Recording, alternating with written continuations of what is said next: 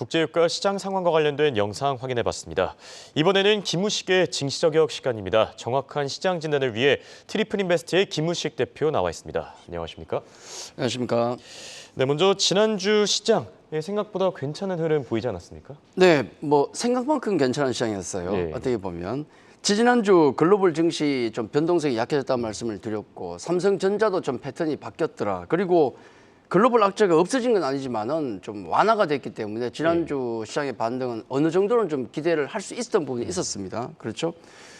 러시아 약보합 정도를 빼고 나머지 대부분 글로벌 증시가 반등을 해줬죠. 우리 코스피, 코스닥 같은 경우도 나란히 3% 이상 반등을 해주면서 그나마 좀 한숨을 돌렸다 그렇게 볼 수가 있겠습니다. 이제 반등이 나왔던 요인을 우리가 한번 살펴보면 지난번 고용지표, 소비지표가 좀 괜찮게 나왔거든요. 그래서 경기 침체 우려가 조금 완화됐더라는 부분이 하나가 있겠고, 두 번째는 국제유가가 지금 6월에 그래도 단기 피크의 모습을 좀 보였고 7월에 굉장히 약세 $100 아래로 좀 내려가 있는 상태 아니겠습니까? 그러다 보니까 인플레이션 우려도 조금 가라앉는 느낌, 완전히 사라진 건 전혀 아니지만은 조금 둔화가 됐고, 또 결정적인 것은 ECB에서 50bp 금리 인상을 했던 게 가장 좀 컸던 것 같습니다. 왜냐하면 미국 같은 경우는 또 달러 강세에 대한 두려움, 기업들이 그것 때문에 조금 두려움이 떨었던 게 맞는데 그 부분이 좀 약화시킬 수 있는 요인이 아니었던가. 또 거기다가 지난주 기업 실적들도 대부분 좀 안정적인 흐름을 좀 보였다는 거, 이런 것들이 그나마 미증시의 상승, 글로벌 증시 상승을 좀 이끌었던 게 아닌가.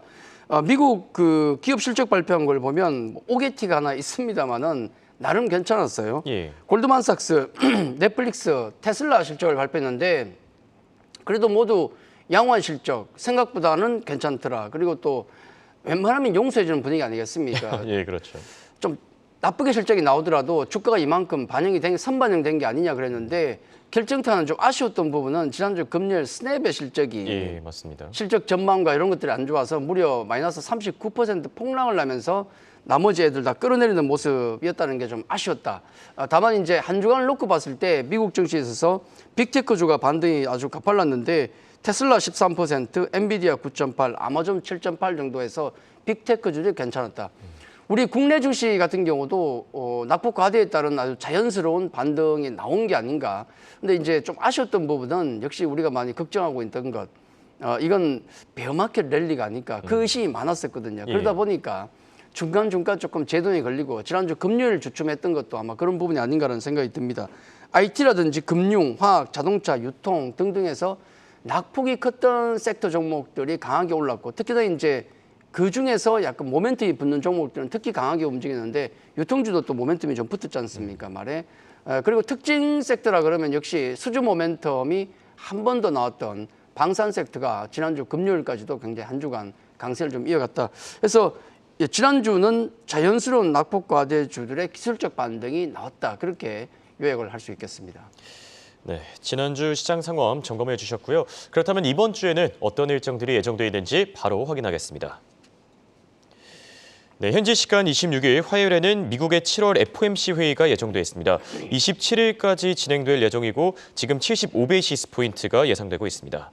또 미국의 7월 컨퍼런스 보드 소비자 기대 지수와 함께 한국의 2분기 GDP, 또 미국 기업 가운데서는 마이크로소프트, 구글, 코카콜라, GM 등이 실적을 발표할 예정입니다.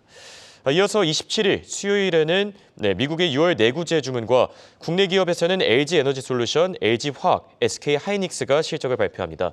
또 미국 기업 가운데서는 메타와 보잉이 실적을 발표합니다. 이어서 28일 목요일에는 미국의 2분기 GDP가 발표됩니다. 상당히 빅 이벤트라고 볼 수 있겠고 현재 예상치는 1.5%로 집계되고 있습니다. 또 이와 함께 미국의 2분기 개인 소비 지표가 발표됩니다. 현지 시간 29일 금요일에는 미국의 6월 PC 물가 지표가 발표됩니다. CPI만큼이나 주목해봐야 될 것 같고, 또 유럽의 7월 CPI와 함께 국내 기업 가운데서는 삼성 SDI, SK이노베이션, 또 미국 기업 가운데서는 엑슨모빌이 주요 기업으로 실적을 발표합니다. 네, 이번 주 거의 슈퍼 위크인데, 슈퍼 위크 정말 그 말 그대로 초대형 이벤트들이 많이 예정돼 있는데 어떻게 보십니까? 네, 지난주가 큰 이슈가 없다고 말씀드렸지 예, 않습니까? 한산하다 보니까 이번 주에 다 몰린 느낌이 듭니다. 아마 이번 여름 시장에 있어서 가장 큰 한 주간이 되지 않을까 좀 긴장을 많이 하고 있는데, 근데 결론적으로 그런 말씀도 좀 드릴게요. 김을 좀 빼겠는데 제가 예. 뭐냐면 우리 흔히 그런 경험 있지 않습니까? 소문난 잔치에 먹을 것 없다 그러지 않습니까? 예. 너무 뭐 긴장하고 있을 필요는 없을 것 같아요. 의외로 또 밋밋할 수도 있으니까 일단 그렇게 긴장을 좀 빼고 말씀드리겠는데 어쨌든 빅 이벤트입니다. 네 가지 정도가 있는데 첫 번째는 FOMC 회의가 있겠고 두 번째는 미국의 2분기 GDP 성장률이 있겠고 세 번째는 기업 실적 발표, 그다음에 네 번째는 LG 에너지 솔루션의 보호예수 물량이 풀립니다. 이거 LG엔솔이 우리 1월 시장 때부터 얼마나 우리를 고생 많이 시켰습니까? 자, 6개월이 됐다는 얘기예요. 예. 네 개의 이슈가 있는데 그중에서 가장 큰 것은 첫 번째 FOMC 회의입니다.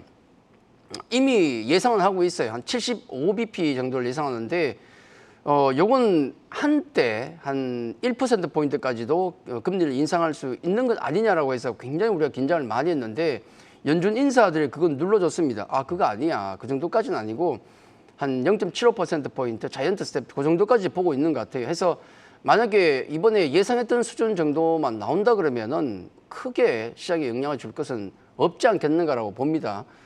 그 이상을 넘어서는 건 나오기 힘드니까 연준 인사들이 이미 얘기를 했기 때문에 아마 FOMC 회의 같은 경우는 우리가 긴장하는 것만큼의 어떤 변동성은 없을 것이다라고 저는 좀 보고 있고요. 한 중립 정도를 보고 있고 두 번째 이제 경제 지표가 되겠는데 우선 6월 PCE 같은 경우 개인 소비 지출 같은 경우는 약간 좀 떨어집니다. 느낌이. 왜냐하면 요건 연준에서 가장 많이 보는 지표이긴 한데 FOMC 회의 이후에 나오지 않습니까? 그러다 보니까 긴장도가 좀 떨어진다는 말씀을 드리겠고 역시 이제 GDP 성장 2분기 성장률이 중요한데 지난 1, 4분기 때 이미 역성장한 걸 우리가 확인했었고 2, 4분기는 약간 엇갈리긴 합니다. 지금 마이너스 쪽으로 보는 게 대다수 같은데 또 일각에서는 좀 혹시 플러스권도 보는 것 같아요. 그래서 요게 어떻게 나오냐에 따라서 시장 반응은 좀 세지 않을까 하는 생각이 듭니다.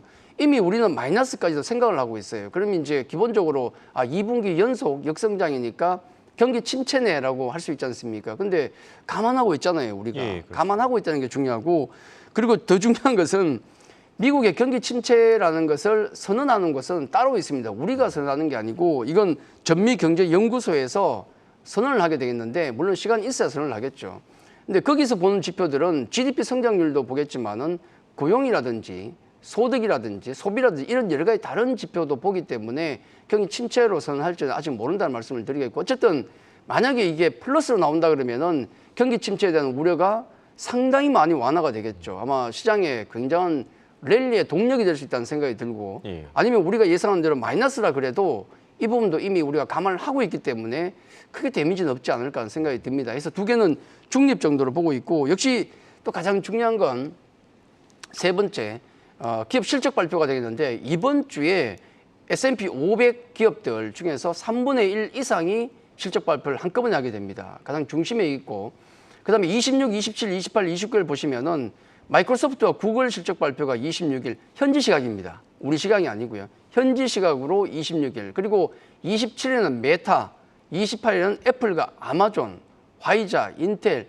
거의 뭐 우리 빅테크주 중에서 가장 핵심이 되는 종목들이 모두 실적 발표가 있게 됩니다. 아마 우리가 실적 시장 그러면 흔히 얘기하는 게 1희 1비의 장이다 그러지 않습니까? 아마 그걸 아마 진수를 맛보지 않을까 하는 생각이 듭니다.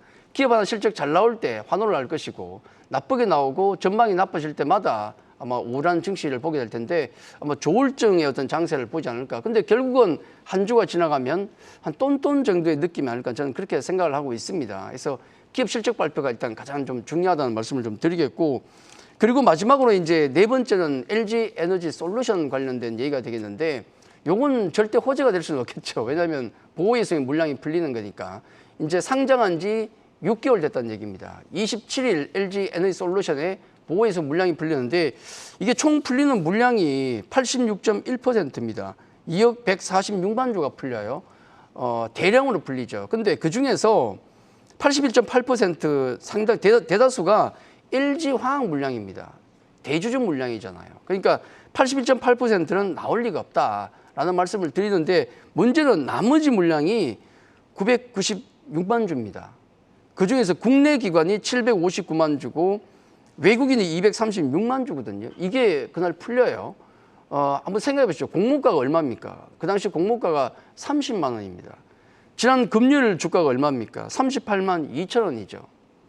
물량이 나올까요? 안 나올까요? 이건 제가 뭐 여러분이 판단하시면 충분히 답이 나올 것이라는 생각이 들고 예. 물론 이게 다 나오진 않겠지만은 롱텀 투자를 하시는 분들 같은 경우는 기관은 가져가겠지만은 확실한 수익을 챙기겠다. 장이 불안하니까 그런 세력들은 분명히 물량이 나올 것이다 말씀드리고 이게 시장은 물론이고 특히 2차 전지 섹터에도 영향을 미칠 수밖에 없습니다. 같은 ETF에 들어있다 그러면은 LG 엔솔이 흔들리면 다른 종목들도 연동해서 움직일 가능성이 높기 때문에 뭐 이 부분은 시장에 악재로 작용할 가능성이 높지 않겠는가. 이 보호해서 물량이 완전히 풀리는 걸 보고 나서 다 소화되는 걸 보고 나서 접근하는 게 바람직하지 않을까. 자, 네 번째 이슈는 수급 악재될 수밖에 없다. 그렇게 말씀을 드리겠습니다. 예. 단언할 수는 없겠지만 그래도 이 투자자분들의 주의가 확실히 필요한 사안인 것 같습니다. 그렇다면 이번 주부터 시작되는 시장 전망, 과연 베어마켓 랠리일지 아니면 정말 저점을 다지고 상승 랠리의 시작일지 어떻게 보십니까? 한번 상승 랠리로 접어들었으면 좋겠습니다. 예, GDP 마음만큼은 그렇죠. 그렇죠. GDP 성장률 뭐 플러스 나오고 기업 실적이 만약에 모두 잘 나온다면 예. 그러지 말라는 법은 없어요. 가능성은 있겠죠. 예, 가능성은 있는데 조금 희박하다라는 말씀을 좀 드리면서 지난주 같은 경우는 역시 한계가 있지만 그래도 기술적 반등은 충분히 나올 수 있다는 말씀을 드렸습니다. 그래서 지난주 반등이 나왔지만 역시 베어마켓 랠리가 아닐까 하는 의심을 많이 했습니다. 그래서 지난 금요일 같은 경우는 주춤했었고요. 이번 주 우리가 시장을 생각해 보면 중요한 것은 그거죠. 과연 이번 주도 선반영의 마법이 통할까? 경제 지표들 안 좋고 그리고 또 여러 가지 FOMC 회의, 미 GDP 성장률 이번 주에 나올 것들 뭐 썩 우리가 달가운 수준은 아니라고 봅니다만은 이미 다 반영돼 있잖아. 그런 마인드로 우리가 선반영된 걸로 본다 그러면은 오히려 이 부분이 또 호재로 작용할 수 있고요. 그리고 기업 실적 같은 경우도 좀 선반이 어느 정도 돼 있다고 생각하는데 지난주 우리 금요일 보셨지 않습니까? 갑자기 스낵 같은 경우가 실적이 나오면서 대폭락을 내버리는 이런 것들이 만약에 이번 주에 중간중간 나와버리면은 또 시장이 완전히 틀어지는 겁니다. 그래서 변동성은 언제든지 나올 수 있는 변수가 있다는 말씀 전 드리겠고 우리 코스피 일봉을 잠깐 보시면 약간 1월 이후에 잠깐 비슷하게 흘러갑니다. 지금 1월 증시 우리가 급락했던 거 기억나실 겁니다. 진짜 한 해 동안 이렇게 많은 악재가 쏟아질 수 있을까? 그때도 LG 에너지 솔루션이 최대 악재였어요. 그 이후에 1월 이후에 시장은 기는 모습을 보였고 이번에 6월 또 폭락을 하고 난 다음에 지금 약간 유사한 형태를 보이고 있지 않습니까? 옆으로 기는 모습을 보이는데 이걸 벗어나기 위해서는 앞서 말씀드렸던 여러 가지 변수들이 뭔가 바뀌어야 된다는 거. 이게 과연 바뀌어줄 것인가? 그걸 생각하면 아마 지난 1월 폭락 이후에 옆으로 기는 저런 형태의 모습을 지수가 나오지 않을까 생각할 수밖에 없습니다. 그래서 또 박스권 상당히 살짝 닿았잖아요. 그러다 보니까 이번 주는 조금 경계감이 높을 것이다 말씀드리겠고 해서 역시 지수보다는 종목 쪽으로 포커스를 맞추는 게 맞고 결론적으로 시장 전망을 이번 주 말씀드린다 그러면은 지난주는 기술적 반등 나올 것 같습니다라고 제가 자신 있게 말씀을 좀 드렸지만 이번 주 같은 경우는 아무래도 확인하고 가자는 심리가 강할 것이다. 제가 그렇게 말씀을 좀 드리겠습니다. 네, 좀 신중한 자세로 투자에 임해야 되지 않을까 싶습니다. 그렇다면 이런 시장 흐름을 고려했을 때 투자 전략은 과연 어떻게 세워야 됩니까? 예, 뭐 한 주마다 투자 전략이 바뀔 수는 없겠습니다만은 우리 시장을 잠깐만 좀 생각을 해보면 전략을 생각할 수 있을 것 같습니다. 우리 증시에서 지금 글로벌 증시에서 가장 큰 악재가 무엇인가를 생각해 보면 두 가지 정도로 꼽을 수가 있는데 지금 남아 있는 것 중에서 다 악재지만 특히나 러시아 침공 전쟁 하나 이거 남아 있고 가장 큰 거죠. 거기다가 이제 그것과 맞물린 인플레이션 우려 또 금리 인상입니다. 요 두 개를 생각해 보면 우리가 그 전략이 좀 나올 것 같은데 러시아의 그 침공 전쟁 같은 경우는 우리가 흔히 생각할 때 겨울 전에 끝나지 않겠는가라는 생각을 하고 있습니다. 왜냐하면 에너지 대란이 겨울에 나올 가능성이 높기 때문에 그 전에 어떤 수순이 나오지 않을까 생각하고 있죠. 그리고 최근에 주말 동안 나온 뉴스를 또 보니까 러시아 쪽에서 주민 투표를 준비하고 있다는 얘기가 나오고 있어요. 9월에 러시아 지방선거가 있는데 그것과 맞물려서 돈바스 지역이라든지 점령지에 대해서 주민 투표를 할 것이다. 예전에도 그랬지 않습니까? 주민 투표하고 나서 니들 우크라이나에서 살래, 러시아에 살래 이런 투표를 하자는 겁니다. 그래서 뭐 당연히 하면 러시아 쪽으로 나오겠죠. 그러면 그걸 병합시키고 병합시킨 이후에 아마 휴전이라든지 이런 걸 선하지 않을까 하는 생각이 드는데 자, 요거가 맞물린 느낌하고 그리고 또 인플레이션을 우리가 한번 생각해 보면 인플레이션 같은 경우는 유가가 지금 피크를 찍은 게 한 6월 정도가 되겠고요. 이변이 없는 한은 조금 좀 완화된 분위기가 나올 것 같습니다. 그러면 역시 6월 CPI가 피크가 아닐까. 피크론 지금 물가 피크론, 인플레 피크론 얘기 계속 나오고 있거든요. 이런 점을 감안하면 경기 민감 섹터 같은 경우는 올해 하반기보다는 내년 쪽으로 넘어갈 가능성이 높지 않겠는가. 금리 인상 같은 경우도 아마 올해까지는 강하게 하겠지만은 내년 넘어가면 이제는 좀 강하게 못할 것 같습니다. 분위기 상황을 볼 때. 이런 러시아 상황과 인플레이션, 그다음에 금리 인상 이런 구도를 본다 그러면은 올해 하반기 정도 러시아 전쟁이 끝나기 전까지는 개별 종목적으로 보는 게 좋겠고, 러시아 전쟁이 끝난다든지 아니면 뭐 인플레라든지 이런 부분들, 그다음에 금리 인상 우려가 조금 완화되는 올 하반기 이후에 내년 정도가 된다 그러면 본격적으로 경기 민감주라든지 이런 쪽을 보는 게 맞지 않을까 생각한다 그러면 당장은 역시 하반기 동안은 개별 섹터 어떤 종목, 실적이 좋은 종목을 좀 관심 있게 보셔야 되고, 낙폭 과대주라든지 경기 민감주는 좀 단기적 대응이 많지 않을까 하는 전략을 말씀을 좀 드리겠고, 그리고 한 가지만 좀 첨언을 한다 그러면은 최근 낙폭이 크다 보니까 어떤 종목들이 바닥에서 막 급등하는 현상이 나옵니다. 예, 그렇죠. 어떤 이슈가 나온 종목들이 급등락을 하는데 이런 종목들은 단기적인 시세일 가능성이 높기 때문에 좀 내동 매매는 조금 자제하는 게 좋지 않을까라는 말씀 한 번 더 드리도록 하겠습니다. 네, 이번 주 투자 전략 전해주셨고요. 이번엔 종목 얘기를 한번 넘어가 보겠습니다. 자, 지난주 자동차주 실적이 서프라이즈로 발표됐는데 이 주가 자체는 조금 만족스럽지 못했습니다. 이 대응 방안은 어떻게 세워야 되겠습니까? 아쉬웠죠. 예, 그렇죠. 제가 대형주 중에서 관심을 가지는 섹터는 자동차밖에 없거든요. 그래서 그런 말씀을 좀 드리고 있는데 실적은 진짜 뭐 굉장한 서프라이즈가 나왔습니다. 예, 그렇습니다. 그렇죠. 현대차 같은 경우가 지금 처음에 2조 초반에서 컨센이 한 2조 중반까지 나왔었는데 그걸 훌쩍 뛰어넘는 3조 가까이 나와버렸죠. 굉장히 서프라이즈가 나왔고, 이건 기아도 마찬가지였죠. 굉장히 서프라이즈가 나왔습니다. 지금 상당히 반도체 쇼티지가 좀 풀리고 있긴 하지만은 아직도 어려운 국면이고, 예. 또 여러 가지 또 매크로 변수도 나쁜 국면에서도 뭐 제품 믹스를 바꾼다든지 아니면 환율 덕분에 서프라이즈가 나왔죠. 근데 실적에 비해서 주가 자체는 굉장히 안 좋았던 게 뭐 여러 가지 얘기했습니다만은 또 피크론이 나왔어요. 뭐 실적만 잘 나오면, 삼성전자가 그때 많이 고생했는데 실적이 잘 나오면 피크아웃이다, 그 얘기가 많습니다. 그러면 한번 거꾸로 생각해 보십시오. 그러면 3조 가까이 나온 피크아웃이 아니고 컨센 비슷한 2조 중반이 나왔으면 주가가 올라갔겠습니까? 예, 그렇죠. 아니잖아요. 예. 그러면 만약에 실적 우리 컨센보다 나쁜 2조를 하회했다 생각했죠. 그럼 주가가 올라갔겠습니까? 어차피 뭐가 나와도 안 올라갈 주가였다, 그렇게 봐야 돼요. 그죠? 그럴 것 같으면은 어차피 그럴 것 같으면 스프라이즈 잘 나온 게 좋은 겁니다. 예. 그렇게 우리 긍정적으로 보시는 게 좋겠고, 근데 이것보다도 우리가 하반기를 놓고 본다 그러면은 상반기에 이렇게 어려운 과정 속에서도 이 정도의 실적을 보여줬다는 것, 맷집을 보여줬다는 것은 굉장히 좋았고, 그리고 지금 반도체 관련 쇼티지는 지금 조금 풀리고 있다는 것도 약간 호재로 작용할 겁니다. 거기다가 중요한 게 뭐냐면 기존의 예전 내연기관 쪽을 잘한 게 아니고 차세대라고 볼 수 있는 전기차 쪽에서 현대차가 두각을 나타내고 있지 않습니까? 요 점이 중요하고, 또 하나 제가 가장 중요하게 보는 것은 미래 성장 동력에 대해서 굉장히 노력을 하고 있더라. 왜냐하면 그다음 우리가 생각하고 있는 게 전기차 이후에 생각하는 게 자율주행차, 예. 도심항공, 로봇 쪽, 이런 모든 긍정적인 미래를 바라볼 수 있는 섹터에 대해서 현대차가 지금도 투자를 하고 있다는 것이 저는 굉장히 좋은 점수를 줄 수 있다라고 생각합니다. 그리고 만약에 러시아 전쟁이 언제든 끝이 난다면 현대차에 큰 호재로 작용할 겁니다. 왜냐하면 러시아 시장에서 랭킹 2, 3위를 했던 게 기아, 현대차였다는 걸 생각하면 그 부분도 호재로 작용한다. 현대차 쪽 기아차 같은 경우는 여전히 기아 같은 경우는 긍정적으로 보시는 게 좋겠다는 말씀을 드리겠습니다. 그렇다면 끝으로 방산주도 한번 점검해 보겠습니다.